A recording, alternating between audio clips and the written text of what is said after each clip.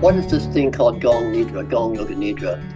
It's pretty recent discovery or revelation. Yoga Nidra has been around for many, many years under different names.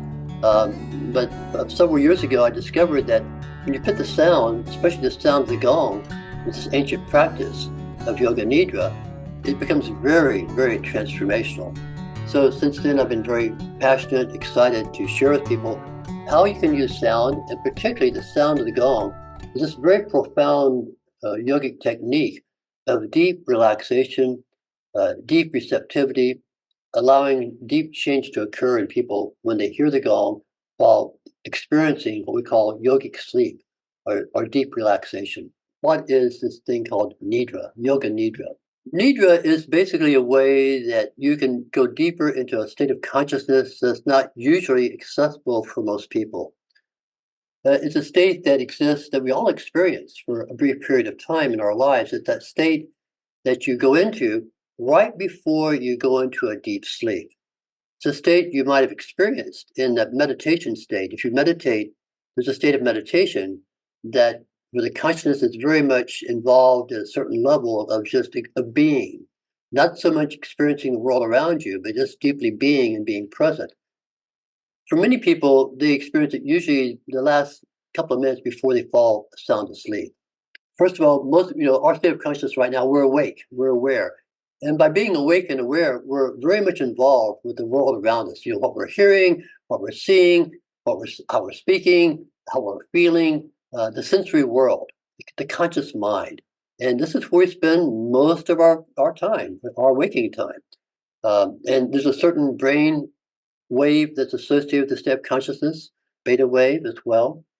So external knowledge, this is a state we're in. We're trying to find out what's going on outside of ourselves, what's happening in the world around us. How do we move through this time and space, this world we're in? How do we exist in this body that we're in through the senses? Now, Yoga Nidra is what I call the superconscious mind.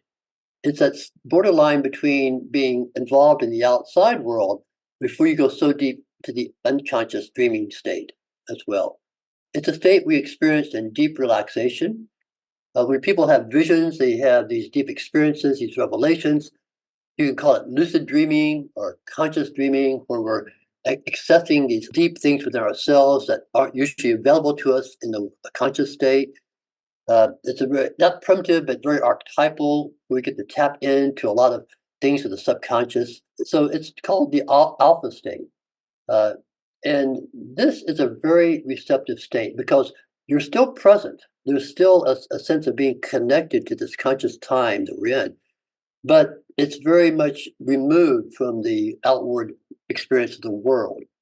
Now that stage 2 of Yoga Nidra, this is a very amazing state of being receptive. And this is where a lot of healing can come in with this particular practice with Nidra. Nidra is almost like being in a state of hypnosis, but it's self-hypnosis. It's where you're very open to receiving input at a deep level. It's like where you can give yourself a suggestion or you can have an intention and it can go very deep. It's received at a very deep level. So with Nidra, what we're trying to do is to maintain an extended state between awake and sleep. And it's very relaxing, super relaxing. So everyone has had that experience at some level. So when people come to do a Gong Nidra session, it's almost trying to keep them in that little, very precious, powerful state, not being fully awake in the outside world, but not being in that sleep state of sleeping. So a lot of times you'll find people go back and forth between the sleep state and that Nidra state and maybe being aware outside world sound sometime. And we're trying to keep people with our voice and with the gong in that very beautiful place called Nidra, that alpha state, for the mind to be reprogrammed.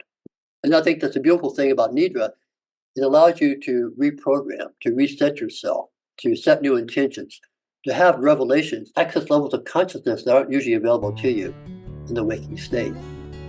So for me, people who don't meditate or can't meditate or don't know how to meditate, Nidra gives them that same ability to access that part of themselves that is just waiting to be acknowledged in Nidra state.